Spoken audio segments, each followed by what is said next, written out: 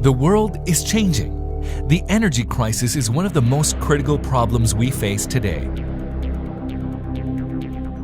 While approximately 1 billion more people have succeeded in getting electricity during the last 2 decades, out of 7.3 billion in the world today, approximately 1.2 billion people still live without electricity.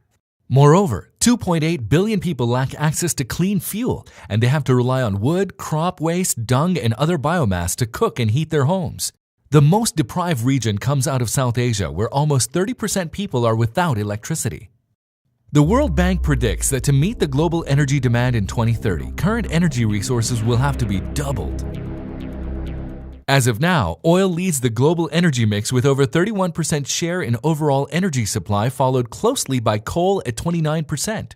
But the demand for these fuels continues to outstrip the supply increases. In Pakistan, 9% of the total population already has no access to electricity. That is over 16 million people without electricity. By 2020, Pakistan's energy demand is set to increase to 40,000 megawatts, with current output stagnating at 18,000 megawatts.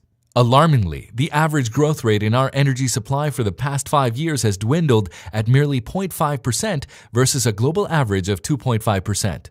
In the coming years, the growth in demand is expected to increase by 8 to 10%, further deteriorating the energy crisis. In Pakistan, 37% of electricity is produced with oil, 31% with hydro sources, 28% with natural gas, and 4% at nuclear facilities, whilst the share of coal, solar, and wind is almost nil in total generation. While coal remains the most preferred energy source in the world, our energy production from coal remains less than 1%.